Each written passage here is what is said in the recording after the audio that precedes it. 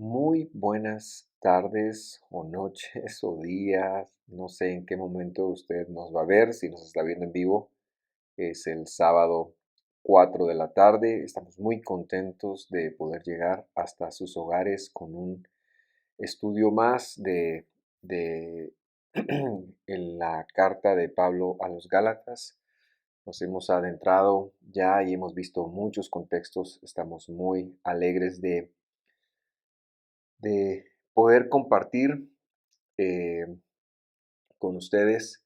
También quiero recordar que estamos en Facebook y en YouTube y yo lo invito a entrar específicamente o especialmente al canal de YouTube, en donde youtube.com/Visión de Femisco, en donde usted encontrará listados de reproducción de toda la carta de Gálatas. Vamos en orden. Estos estudios son secuenciales, aunque si usted mira solo uno de ellos, estoy seguro también le bendecirá porque tratamos de utilizar todo el contexto.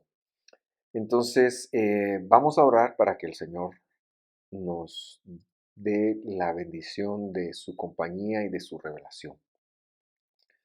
Padre que estás en los cielos, muchas gracias te damos por ser tus hijos, por amarnos.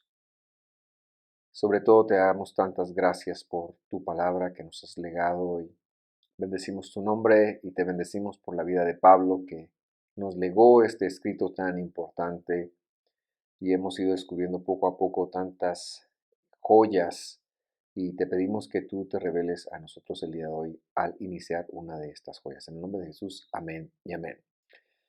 Muy bien, esta es la parte 15 de Gálatas, como ya lo dije, pero la parte 14 y 15 están conectadas entre sí.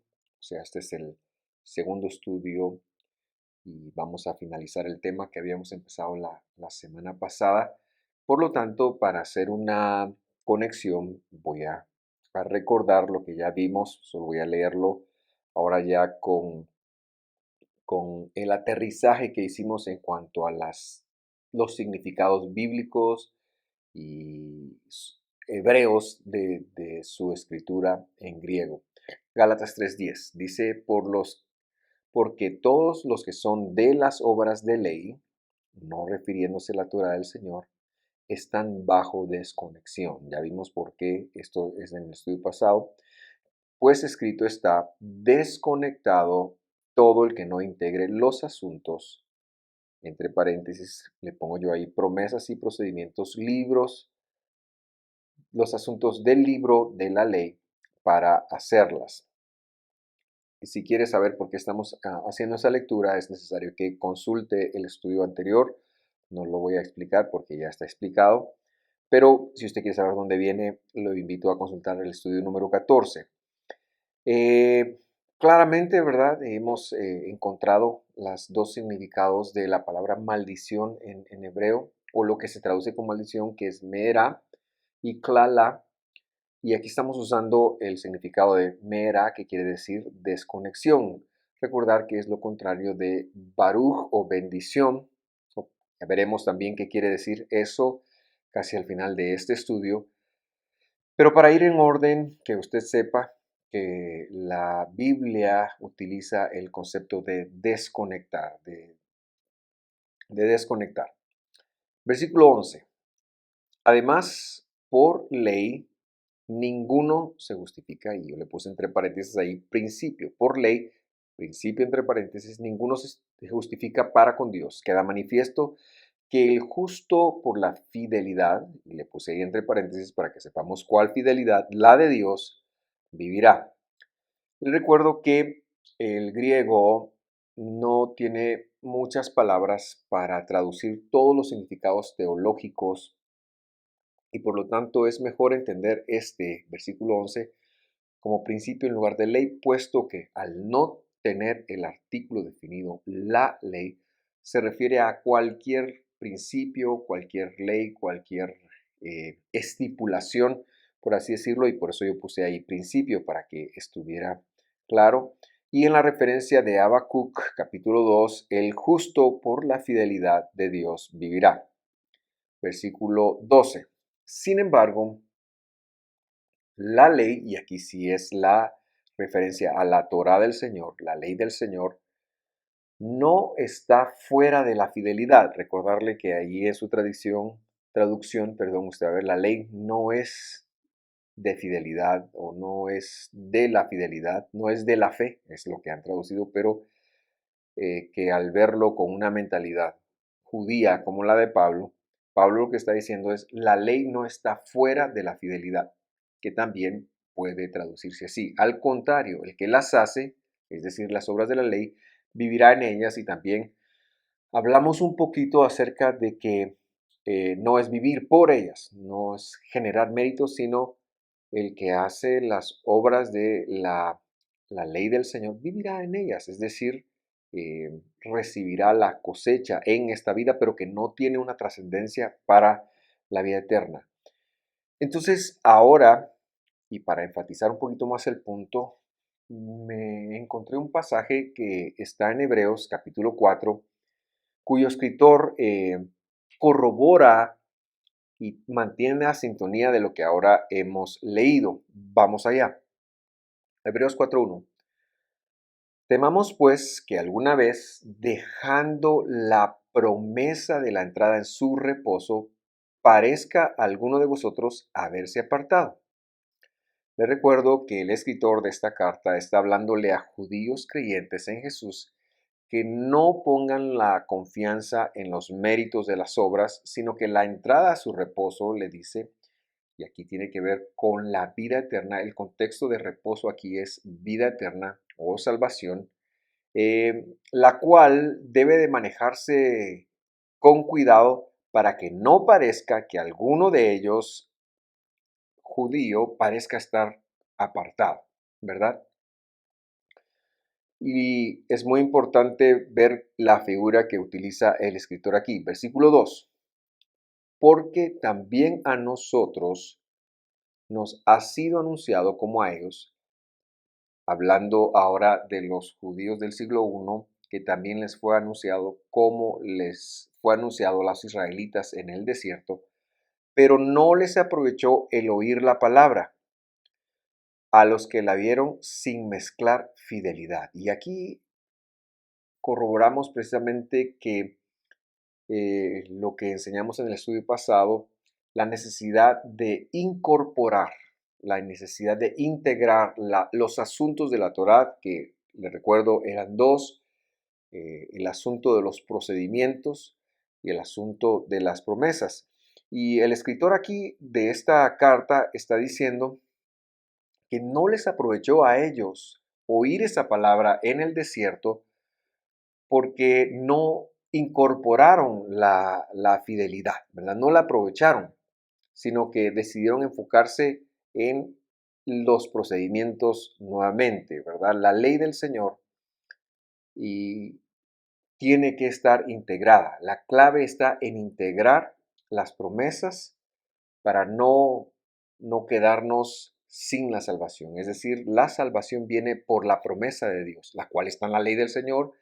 Y luego, una vez en la ley del Señor, perdón, en la salvación, pues integramos los procedimientos para la vida nueva, para la vida de la nueva creación. Muy bien, ahora vamos a empezar a manejar la segunda definición de lo que es la palabra maldición. Vamos a leer, y voy a leer el versículo 13 de Gálatas 3:13. Regresando a Gálatas, quisiera leer entonces este versículo que yo le tengo mucho cariño y mucho aprecio porque este verso fue el que Dios puso en el corazón de mis padres para iniciar esta misión de fe. Y yo estoy seguro que mis padres no estaban al tanto de toda la riqueza, porque Dios la ha ido develando para nosotros poco a poco, pero sabemos que ha bendecido a muchas personas y es mi privilegio honrar el trayecto de mis padres al descifrar este versículo juntamente con todos ustedes. Leamos entonces Gálatas 3:13. Cristo nos redimió de la maldición de la ley, hecho por nosotros maldición, porque está escrito, cualquiera que es colgado, maldito cualquiera que es colgado de un madero. Entonces vamos a empezar a sustituir palabras griegas ahí por conceptos hebreos que eran los conceptos que estaban en la mente de Pablo cuando Pablo, judío del primer siglo, les escribe a los líderes de las iglesias de Galacia del primer siglo. En la primera cláusula del versículo dice, el Mesías nos redimió de la maldición de la ley. Lo primero que hay que señalar aquí es que al haber dos conceptos de maldición en hebreo, uno mera y el otro klala, tenemos que aprender a leerlo en la intención que lleva el versículo. Y la intención aquí es que el Mesías nos redimió de la desconexión de la ley. Mucha gente cuando lee este versículo lo lee bajo el paradigma de que la ley de alguna manera traía una maldición y como que Cristo nos redimió de esa maldición, pero esa es la ignorancia de no conocer el origen de lo que se tradujo después como maldición. Y repito, maldición es una palabra de origen latino que nada tiene que ver con lo que traducen al castellano como maldición. Hay dos conceptos que traducen como castellano y al griego como maldición. En hebreo son dos. Uno es mera, que quiere decir desconexión, importante conectar esto. Y el otro es klala, que quiere decir disminución de la honra. Entonces aquí señalamos que la Torá del Señor, la ley del Señor, la palabra del Señor contiene dos asuntos, promesas y procedimientos. No podemos traducir la palabra Torah, que es la que Pablo tenía en mente, por ley, porque la ley, eso se queda muy corto, sino que la instrucción del Señor contiene leyes, por supuesto, pero también contiene promesas. Y a las leyes nosotros hemos optado por llamarle procedimientos y a las promesas pues sabemos cuáles son estas. Segundo, lo que Pablo está diciendo ahí claramente es que el Mesías Jesús nos redimió de estar desconectado de la ley del Señor. ¿Por qué razón? Porque si no lo hubiera hecho, no tendríamos acceso a las promesas. Simple y sencillamente, porque las promesas del Señor son las que estaban en la Torá del Señor, estaban en la instrucción del Señor, ¿verdad? Entonces, al estar estas ahí, nosotros no teníamos acceso a ellas. Pero cuando Cristo vino, Él nos compró para que nosotros tuviésemos acceso a ellas, ¿verdad? La ley no es la que nos había maldecido. Pensar eso es una aberración. La ley es la que contiene o debo decir, y lo voy a hacer una vez, voy a sustituir la palabra ley por el uso de la palabra instrucción, refiriéndome a los 5 libros de primero de Moisés. La instrucción del Señor de ninguna manera tiene maldición alguna para nosotros, sino que el pecado nos tiene desconectados de las promesas o nos tenía desconectados de las promesas, pero al venir Jesús, Él nos compró con su sangre. Y eso es lo que está en la mente de Pablo cuando dice, el Mesías nos redimió de la era de la instrucción, de la desconexión de la instrucción. ¿Para qué? Para que las promesas nos pudieran alcanzar. Y eso se vuelve más evidente en otros escritos del Nuevo Testamento, pero lo vamos a corroborar en la medida que sigamos leyendo la carta de Gálatas con este lente, el lente de Pablo. Insisto, este es el lente más cercano a Pablo que verlo solamente desde el lente griego. Efesios 2:8 trae un poco de luz a lo que estoy tratando de explicar y sigue diciendo, porque, o dice, perdón, Efesios 2:8, porque por gracia sois salvos por la fidelidad. Y esto no es de ustedes. Es totalmente claro, pues es don de Dios, porque por gracia ustedes son salvos por la fidelidad. Es decir, Dios, no por mérito alguno, quiso compartir nosotros su fidelidad. Su fidelidad nos salvó. Esto no es de nosotros, es un don de Dios, ¿verdad? Lo hemos estado diciendo en Gálatas, lo corroboramos ahora en Efesios y el versículo 9 dice, no por obras para que nadie se gloríe. Congruente con el mensaje de Gálatas que hemos venido hablando. Versículo 10. Porque somos hechura suya, creados en Cristo Jesús, en el Mesías Jesús, para buenas obras. Y aquí la palabra obras, las cuales, Dios preparó de antemano, preparó para que andemos en ellas. El punto es aquí que las buenas obras se refiere a los procedimientos que Dios había dejado en su instrucción para nosotros. Se refiere a que el que roba deje de robar, se refiere a que al que miente deje de mentir, se refiere a que al que codicia a la mujer de su prójimo deje de codiciarla, porque estas son las características de Dios y se refiere así y no podemos entrar nosotros ahora de ninguna forma a decir cuáles sí y cuáles no. Se refiere a todos los procedimientos de Dios que son sus características. Versículo 11 de Efesios. Por tanto, acordaos que en otro tiempo vosotros erais gentiles en carne. Claro a quién está hablando. No tenemos una ascendencia de Abraham, de Jacob. Quizás podemos decir que teníamos un tío, el hermano de un tío, un primo, de un sobrino del amigo del gobernador era israelita, pero en mi caso no es así. Yo soy guatemalteco, nací 2000 años después de, bueno, no 2000 años después de Cristo, pero cerca de 2000 años después de Jesús, en Guatemala. ¿Qué sabía yo de nada? Yo era un gentil en la carne, usted también.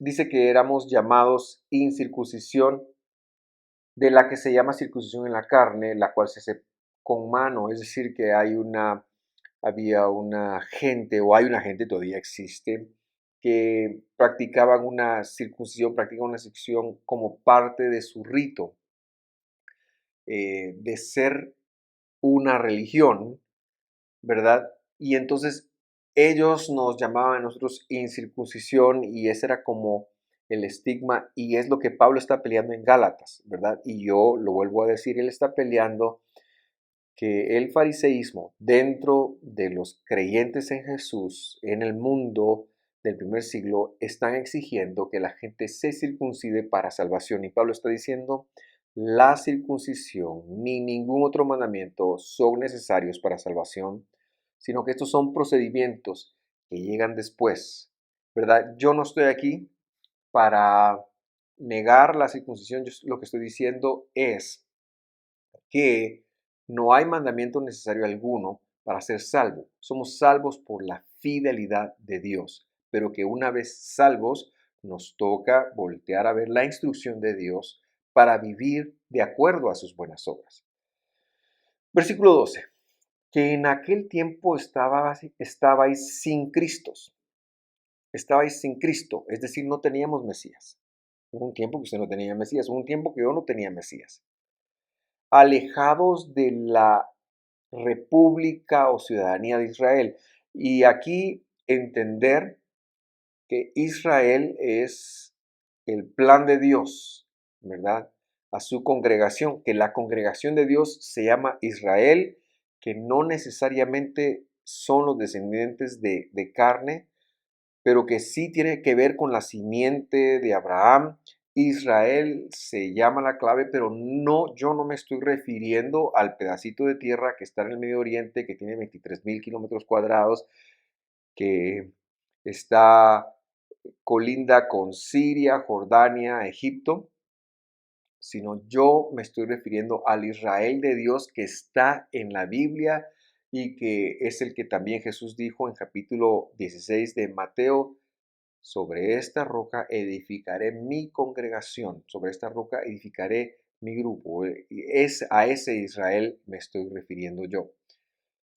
Y entonces dice la escritura que estábamos alejados de la ciudadanía de Israel y extranjeros a los pactos. Por favor, lea también promesas aquí, o pactos de la promesa. Más duda no queda, sin esperanza y sin Dios en el mundo. El versículo 2 es tremendo. Nos dice básicamente que estábamos desconectados de Dios. Y entonces, cuando hacemos el empalme con Gálatas 3:13, Jesús nos redimió de esa desconexión. Y de hecho, el versículo 13 de este mismo capítulo de Efesios, capítulo 2, mire cómo lo dice.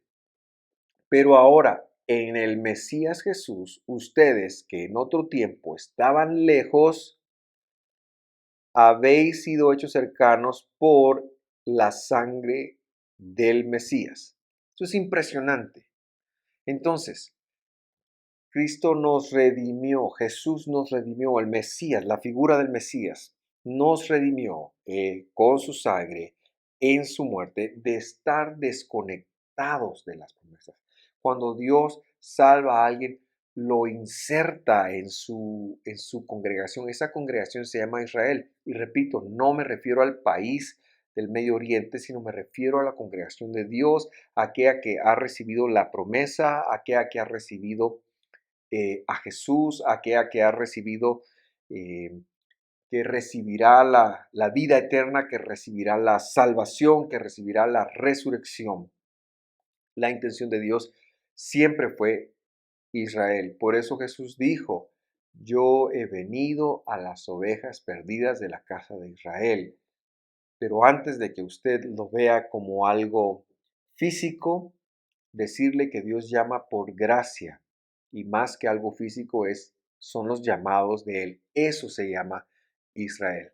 Muy bien, volvamos a Gálatas y entramos ahora a la segunda parte de este versículo, que es una parte que conectarlo me ha traído lágrimas de gozo y de alegría a mí. Y dice así, Gálatas 3:13, parte B. Hecho por nosotros, maldición dice, pero aquí ya es la palabra klala, es decir, disminución de la honra. Entonces, hecho por nosotros, disminución de la honra. Y luego el escritor o el traductor nos pone un paréntesis. En griego no hay un paréntesis, pero el escritor pone uno acá y dice, porque está escrito, maldito cualquiera que es colgado de un madero. De un madero. Entonces, a simple vista, quiere decir que por nosotros, Jesús, que es el sujeto del versículo 13 de Gálatas 3, disminuyó su honra para darnos vida. Ahora, para entender esto, hermanos, es necesario que vayamos a Deuteronomio y visitemos el concepto en hebreo, porque la traducción no nos ayuda mucho. Y entonces, si usted quiere realmente ir a la fuente, escuchaba un estudio recientemente en donde mi padre, él citó a alguien que dijo que estudiar las escrituras en un idioma que no sea el idioma en el cual se escribió es como besar a la novia con mascarilla, ¿verdad? Hay algo que hace falta. Entonces, vamos a leer Deuteronomio 21, capítulo 23, que es lo que Pablo está citando aquí en Gálatas 3:13 y lo vamos a entender entonces en su concepto en hebreo, pero lo leo en castellano primero. Dice, su cuerpo no colgará del árbol toda la noche, sino que ciertamente lo enterrarás el mismo día. Y luego entre paréntesis dice, pues el colgado es maldito de Dios, para que no contamines la tierra que el Señor tu Dios te da en heredad. Muy interesante lo que está en, en entre paréntesis, pues el colgado es maldito de Dios. Y eso es lo que vamos a ver ahora en hebreo. Yo se lo transliteré, lo que está entre paréntesis, ahora lo va a ver usted aquí. Eh, la primera palabra en hebreo ahí es ki. Y ki, esta palabra quiere decir porque o pues, ¿verdad? Porque o pues. Y aquí lo tradujeron pues. Luego dice kilat.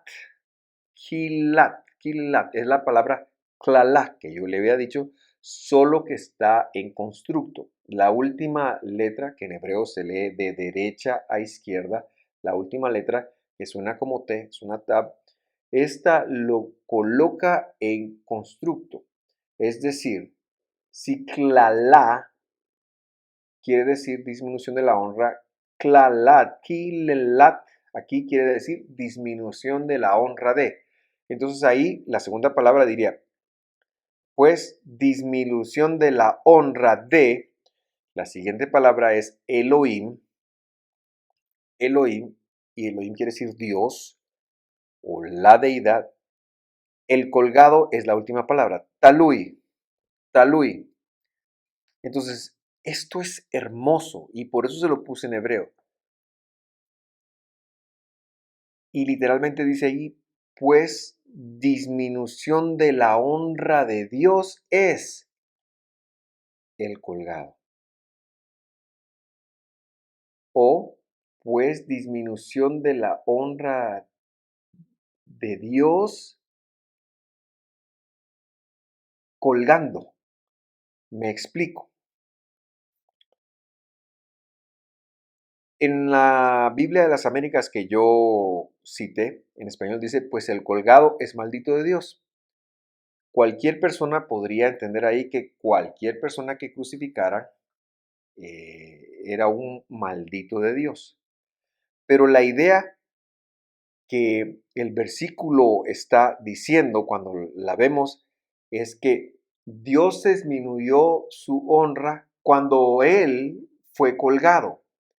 Y a mí me llama la atención que es este mandamiento era bajar a la persona cuando estuviera colgada, cuando en Israel nunca ser colgado era una pena de muerte, sino que esa pena de muerte, esa instrucción más o menos se da unos 1200, 1300 años antes de la muerte de Cristo. Pero Dios, previendo que Él iba a ser colgado, que Dios mismo iba a ser colgado, puso ese mandamiento allí para decirnos que Dios estaría disminuyendo su honra en lo sumo cuando Él mismo, Dios, estuviera colgado. Y Dios generó todas las partes para que el imperio romano, que colgaba gente, fuera quien estuviera gobernando Judea cuando Él fuera a descender. Esto es perfecto, este mandamiento, este procedimiento es un procedimiento profético porque Él previendo que Él va a morir una muerte de cruz, está diciendo, no pueden dejar al colgado ahí, porque un día ese colgado voy a ser yo. Y eso es hermoso. La disminución de la honra de Dios se dio en su mayor nivel cuando Él estuvo colgado, cuando Dios estuvo colgado. Y lo que Pablo está citando es que Jesús nos redimió de la desconexión de la ley, de la instrucción, porque Él se hizo disminución de la honra por nosotros, porque está escrito disminución de la honra de Dios el colgado, del colgado Dios, pues. Y a mí eso me emociona en pensar que Dios lo había preparado todo, cada pieza, justo. ¿Por qué no vino en tiempo de Salomón? Porque no colgaban, porque no se necesitaba. ¿Por qué vino en tiempo de los romanos? Porque ellos eran los que colgaban. ¿Por qué no vino en tiempo de los griegos? ¿Por qué no vino en el tiempo de los asirios? ¿Por qué vino en el tiempo de los romanos? Porque tenía que cumplir ese mandamiento. ¿Y por qué Satanás persiguió que él fuera colgado? Porque seguramente estaba vedado su entendimiento a esto. Estaba profetizado que Dios, y en este pasaje lo está enseñando, que Dios sería colgado y en ese estar colgado, Él disminuiría su honra por usted y por mí para redimirnos de estar desconectados de la ciudadanía de Israel, de estar desconectados de Él, de estar desconectados de sus promesas, de estar desconectados de sus pactos. Me me impresiona en demasiado cómo Dios vino a dejar ese mandamiento de lado, sabiendo que al estar colgado, como su cuerpo no iba a haber corrupción tal y como lo dice el Salmo 16:10, porque tú no abandonarás mi cuerpo, mi ser en el Seol, Seol es la tumba, ni permitirás que tu santo sufra corrupción. Él, porque su cuerpo no tenía pecado, entonces lo que nos mata a nosotros, lo que nos corrompe, perdón, una vez muertos, es el pecado. Pero él no iba a ver, y antes de que viniera cualquier cuervo, antes de que pasara cualquier cosa, ese cuerpo, el cuerpo de Dios que había sido entregado en ese madero, tenía que ser puesto. Y no vería corrupción, estaría descansando en silencio, en reposo 3 días, en la tumba 72 horas, para salir, resucitar y dar testimonio de que Él se había levantado. A veces pensamos que cuando las cosas salen mal, es que Dios no está con nosotros, pero yo puedo imaginar a los discípulos Pedro, Juan, a los que iban de camino de Emaús,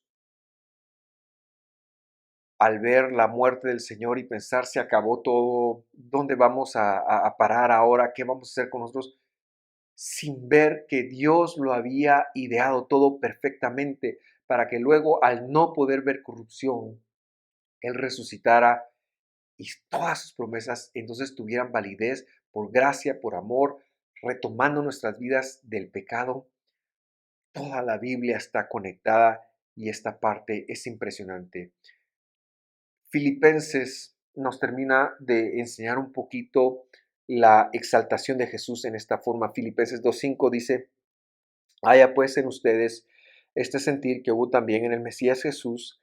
6, que siendo en forma de Dios, es decir, Él era Dios, no tuvo por usurpación ser igual a Dios, es decir, eso no le molestó, Él no dijo, no, yo soy Dios, yo ser Dios, no lo tuvo por problema. Sin embargo, se anonadó a sí mismo, es decir, se humilló a sí mismo tomando forma de esclavo, siervo, hecho semejante a los hombres. Es decir, para Dios, la humillación más grande fue ser semejante a un hombre, pero no fue suficiente. El versículo 8 dice, y hallado en la condición como hombre, o sea, en forma de hombre, se humilló, se, se disminuyó en su honra a sí mismo, haciéndose obediente hasta la muerte, y no muerte cualquiera, y muerte del madero, para que todo mundo tuviera en mente. Pablo lo tiene en mente, lo está reforzando en Filipenses, lo ha dicho a Efesios y lo había dicho en Gálatas, para que todo mundo tuviera en mente que Él se hizo, Él nos redimió de la desconexión de la ley, porque disminuyó su honra. Llegó al madero y en el madero nos recordó que Dios iba a ser colgado el madero con su honra disminuida completamente. Y por supuesto que así fue, porque en ese madero usted recordará que los religiosos lo menospreciaron, que los romanos se burlaron. Usted recordará que probablemente todas las huestes espirituales dijeron, cantaron victoria. Pero lo que pasó ahí es que nuestro Dios disminuyó su honra y ganó la victoria más grande que puede haber. Él se hizo maldición, es decir, disminuyó su honra. Él se hizo clalá allí en el madero. El cuerpo de Dios, el cuerpo de Dios fue disminuido en su honra. Y por eso no quiero dejar de leer los últimos 2 versículos de Filipenses 2 que empezamos a leer. Versículo 9: por lo cual Dios también le ensalzó a lo sumo y le dio un nombre que es sobre todo nombre, que al nombre de Jesús toda rodilla de lo celestial, de lo terrenal y de lo infernal se doble. Según el Evangelio de Pablo, el nombre de Jesús es un nombre que está sobre todo nombre. Si hemos leído acerca del nombre de Jehová, si hemos leído acerca del nombre de Adonai, si hemos sabido acerca del nombre de el Altísimo o cualquier otro nombre, en el Evangelio entendemos que el nombre más alto de Dios es el nombre Jesús. Por supuesto, el original es Yehoshua, pero ese es el que traducimos por Jesús. Y yo estoy simple y sencillamente impactado por todo lo que el versículo 13 encierra y espero que usted también pueda motivarse. Lo voy a terminar, lo voy a leer al final del versículo. Solo quiero leer el 14 y luego regresamos a ese versículo porque me tiene impactado. 3:14 de Gálatas. Ahora sí regresamos a Gálatas. A fin de que en Cristo Jesús la bendición de Abraham viniera a los gentiles, para que recibiéramos la promesa del Espíritu mediante la fidelidad. Mediante la fidelidad. O sea, que estando en Jesús, llamados por su fidelidad, la bendición de Abraham viniera. ¿Cuál es la bendición de Abraham? Le recuerdo el versículo 8, Gálatas 3:8, y la escritura y la instrucción, previendo que Dios justificaría a los gentiles por fidelidad, anunció de antemano el evangelio a Abraham, diciendo, en ti serán benditas todas las familias, las naciones de la tierra. Quizás es necesario entrar un poquito a explicar ahora sí cuál es el origen de la palabra berajá o bendición en hebreo. Porque en castellano la palabra bendición viene de buena dicción, del latín buena dicción. Y es bueno hablar bien, no nos apartamos de eso. Pero berajá en hebreo, en el lenguaje de la Biblia, es mucho más que eso o tiene poco que ver con eso, ¿verdad? No es que yo voy a decir a un hijo, ah, el hecho de decirle a algún hijo va a implicar una bendición en sí. Sí lo voy a bendecir diciéndole palabras, pero no es que esas palabras son las que vayan a hacer algo cósmico por él, sino que la palabra berajá en hebreo quiere decir ser injertado, ser plantado, ser adoptado. Y lo que la escritura nos está diciendo en el versículo 14, que la bendición de Abraham viniera a los gentiles para recibir la promesa del Espíritu, es que de la misma manera como Abraham fue adoptado, ahora los gentiles también seríamos adoptados, seríamos injertados, porque le recuerdo, Abraham era un gentil, Abraham era un gentil cuando él fue llamado, y que así como Abraham recibió la justificación por gracia, por medio de la fidelidad, nosotros también la recibiríamos. No hay mejor lugar que este, no hay lugar más grande que el ser hijo de Dios, que el ser injertado en Dios. Por lo tanto, la bendición más grande que podemos ser es ser injertados en Dios, porque entonces caemos como el varón del Salmo 1, ¿verdad? Que está plantado junto a corrientes de aguas y da fruto.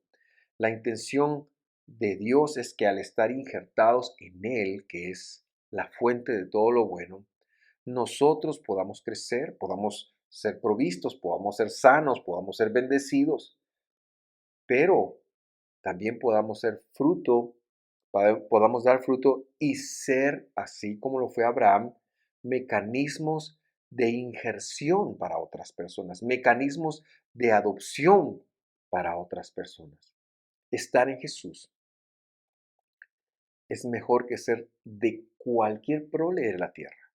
Es mejor que ser hijo de un rey, de cualquier rey de la tierra, de cualquier raza, incluso las que se describen en la Biblia. Estar en Jesús es estar injertado en Dios y en sus promesas. Y tenemos que aprender a saber quiénes somos. Yo estoy impactado todavía porque, como lo mencioné al principio, yo soy un guatemalteco nací en el siglo XX, vivo en el siglo XXI, no me lo estaba buscando, no me lo gané, Él me alcanzó, me injertó en Él de muy pequeña edad y me dio la promesa del Espíritu. ¿Y qué quiere decir eso? quiere decir que el poder de Dios vino a morar en mí y en usted para que recibiéramos a Dios por la fidelidad. Y entonces el poder de ser conducido a la verdad está en nosotros. El poder, la promesa del Espíritu está en nosotros. Me llama mucho la atención también que la palabra promesa en griego es epagelión, muy cercana y muy relacionada con la palabra evangelio. De hecho, etimológicamente están relacionadas. Promesa con evangelio, con buenas nuevas, están relacionadas. Y me siento yo tan dichoso de poder tener eso en mí, de compartirlo y de saber que yo no debo de sentirme mal, no debo de tener baja estima propia.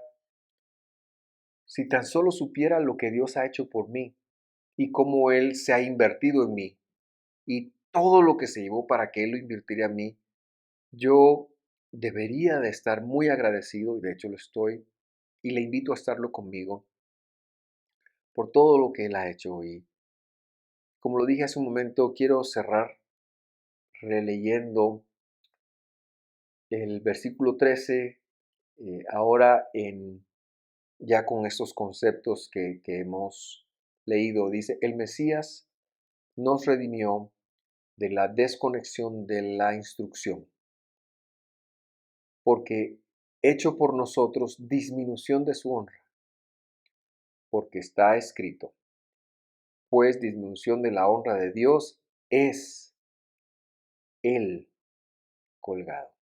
Él, en artículo,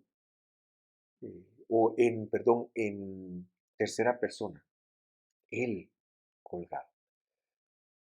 Por eso nosotros en Visión de Fe, que hemos heredado este legado tan maravilloso, damos toda la honra a nuestro Dios, a Jesús, el Rey de Reyes, quien se disminuyó en su honra, y nos sentimos tan dichosos de haber sido fundados en un versículo que tan magistralmente enseña la obra del Señor. No solo no estoy desconectado de sus promesas, de sus pactos, sino que Él disminuyó su honra para conectarme.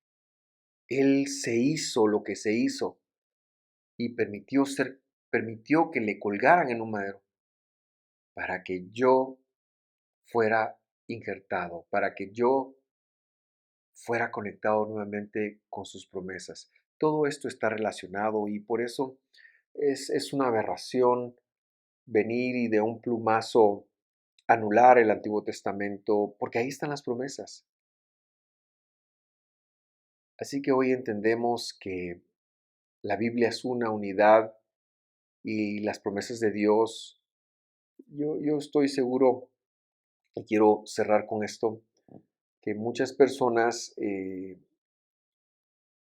con algún tipo de envidia santa voltean a ver a los judíos y dicen, bueno, ellos prosperan a donde quiera que van porque saben quiénes son o lo que sea, o tienen promesa. Y bueno, seguramente sí, yo no voy a entrar no, mi intención no es juzgar eso, mi intención es decir que la misma promesa que tienen ellos, aquellos que hemos sido llamados en el Mesías Jesús, por medio de su fidelidad, también tenemos. No tenemos nada que envidiar, no tenemos nada que vernos como en desventajas, porque en Jesús hemos sido injertados en ese mismo Dios y las promesas de su palabra son para nosotros. Quiero cerrar con una oración, no acostumbro a cerrar con una oración, pero este día yo quiero orar para que estas palabras se queden en usted y que Dios las use para su bendición.